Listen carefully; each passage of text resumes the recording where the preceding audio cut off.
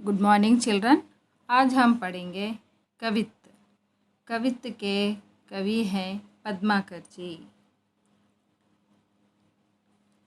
इस पाठ का उन्मुखीकरण। प्रकृति तेरी अजब कृति, नित नई तेरी आकृति। खनिज तत्वों का भंडार, तुझ पर निर्भर यह संसार। तुझ में माँ की ममता है, तुझ में अजब क्षमता है। कवि क्या कहते हैं? प्रकृति खनिज तत्वों का भंडार है। प्रकृति निराली है, इसमें खनिज भंडार है। यह सारे संसार का पालन पोषण करती है। इसमें एक माता की ममता निहित है। प्रकृति हमारा रक्षा कवच है, इसीलिए प्रकृति की रक्षा करना हमारा कर्तव्य है। इस पाठ का उद्देश्य। भाषा अनेक विधाओं में व्यक्त की जाती है, उसी तरह काव्य रचना की भी विविध शैलियाँ हैं। प्राचीन काल में दोहा, चौपाई, सोरठा, सवैयाँ, रोला, कवित्त, पहेलियाँ आदि के रूप में काव्य सृजन हुआ है। सौंदर्यानुभूति का विकास करना, कविता के भाव और रस ग्रहण करने में छात्रों की सहायता करना इस पाठ का उद्देश्य है और कविता सृजन में आगे बढ़ने की प्रेरणा देना इस पाठ का उद्देश्य है। कवित्त पाठ का विधा विशेष। कवित्त दृश्य योजना और शब्द योजना के लिए अत्यंत प्रसिद्ध है। इसमें स्वच्छ और उदात्त कल्पना है। कवि की कृति आनंद और उल्लास के वर्णन प्रसंगों में खूब रमी है। इसमें कवित्त छंद है। कवित्त पाठ। कवित्त कविता के कवि परिचय। इस कविता के कवि है पद्माकर जी। पद्माकर जी रीतिकाल के कवियों में इन्हें मूर्धन्य कहा जाता है। वे बांदा उत्तर प्रदेश के निवासी थे। उनके परिवार का वातावरण कवित्वमय था। उनके पिता मोहनलाल भट्ट अच्छे विद्वान और कवि थे। उनके साथ साथ परिवार के अन्य सदस्य भी कवि थे, अतः उनके वंश का नाम कवीश्वर पड़ गया। उन्हें कवित्व के संस्कार पैतृक रूप में प्राप्त थे। पैतृक रूप मतलब जैसे दादा और पिताजी के वहाँ से आना। उनकी कवित्व प्रतिभा को देखकर बूंदी के महाराज ने बहुत मान सम्मान दिया और जयपुर के नरेश ने उन्हें कविराज शिरोमणि की उपाधि दी। उनकी रचनाओं में हिम्मत बहादुर, विरुदावली, पद्माभरण, जगत विनोद, राम रसायन, गंगा लहरी आदि प्रमुख हैं। इस पाठ का विषय प्रवेश। मनुष्य सामाजिक प्राणी है। समाज पृथ्वी पर विकसित है और पृथ्वी प्रकृति पर।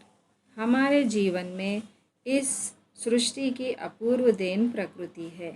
इसकी प्रशस्ति वेदों, उपनिषदों व प्राचीन ग्रंथों में तरह तरह से की गई है। इसी भाव को कवियों ने अपनी अपनी शैलियों में सृजन किया है। इस तरह कवि पद्माकर के इस कवित्त में प्रकृति का सौंदर्य बोध होता है। पहला पद्यांश। औरे भांति कुंजन में गुंजरत भीर भौर, औरे डौर झौरन पई भौरन के हवई गए। कहें पद्माकर सु औरे भांति गलियानी, छलिया छबील छैल और छवि छवे गए। और भांति बिहग समाज में आवाज़ होती, ऐसे ऋतुराज के ना आज दिन दबई गए। औरे रस औरे रीति औरे राग औरे रंग, औरे तन औरे मन औरे बन हवई गए। तो यहाँ पर कवि क्या कहते हैं? ऋतुओं के बारे में उन्होंने वर्णन किया है। हमें ऋतु 6 प्रकार के हैं। एक तो है वसंत ऋतु, ग्रीष्म ऋतु, वर्षा ऋतु, शरद ऋतु, हेमंत ऋतु और शीत ऋतु। तो यहाँ पर कवि ने ऋतु वर्णन से संबंधित यह पद्यांश में पहले उन्होंने वसंत ऋतु का मनोहारी चित्रण है, जो दूसरे में सावन के महीने का उदाहरण दिया है। दोनों ही कवित्वों में ऋतुओं का सजीव चित्रण है। भाषा एवं की दृष्टि से इनमें नयापन विद्यमान है। कवि कहते हैं कि वसंत ऋतु की बात ही निराली है। वसंत में बाग बगीचों में भौरों के दल गुंजार करते हैं, डालों पर झूले पड़ जाते हैं, आमों की डाली के झूलों पर बौर छा जाते हैं। उनका कहना है कि इन दिनों गली गली में बहार छा जाती है, लोग बन ठन कर गलियों में निकल पड़ते हैं, चारों ओर सुंदरता ही सुंदरता होती है, पक्षी गीत गाते हैं। ऐसे ऋतुराज के दिनों का वर्णन शब्दों द्वारा संभव नहीं है। वसंत ऋतु की सुंदरता ही अद्भुत है। इस ऋतु का आनंद, रीति, राग, रंग सब कुछ निराला है।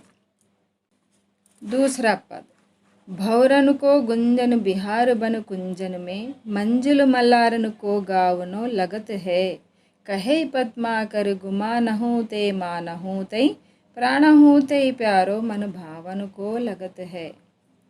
मोरन को सोर घन गोर चहूँ ओरन, हिंडोरन को वृंद छवि छावनो लगत है, नेह सर सावन में मेह बर सावन में झूली बो सुहावनो लगत है। कवि इस पद्यांश में कहते हैं कि सावन के महीने में बाग बगीचों में भौरे गुंजार करते हुए भ्रमण करते हैं, लोग मल्हार गाते हैं। मल्हार का अर्थ है एक राग। सावन के महीने में सुंदरता पर तो अभिमान, मान तथा प्राण से प्यारा लगता है। यह बहुत मन भावन लगता है। मन भावन का अर्थ है मन को भाने वाला। चारों ओर घनघोर मेघों को देखकर मोर नाच रहे होते हैं। जब बारिश होती है तो मोर आनंद व्यक्त करते हैं।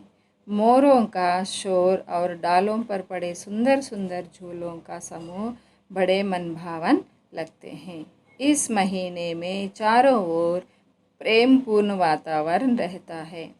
प्रेम सरसाने और मेघ बरसाने वाला यह सावन का महीना बड़ा ही सुहावना लगता है। इस प्रकार कवि ने दो पद्यांशों को ऋतुओं का और महीनों के बारे में सुंदरता से उन्होंने वर्णन किया है। इसी कारण पद्माकर ऋतु वर्णन के श्रेष्ठ कवि माने जाते हैं। इस दूसरे पद्यांश में कवि ने महीनों के बारे में वर्णन किया है, जैसे कि चैत्र मास, वैशाख मास, ज्येष्ठ मास, आषाढ़ मास, श्रावण, भाद्रपद, अश्विन, कार्तिक, मार्गशीर्ष, पौष, माघ, फाल्गुन। इस तरह हिंदी के महीनों के बारे में उन्होंने, सावन के महीने के बारे में उन्होंने चित्रण किया गया है। तो बच्चों, मैं समझती हूँ, मैं आशा करती हूँ कि आपको यह पद्यांश समझ में आया हो। धन्यवाद।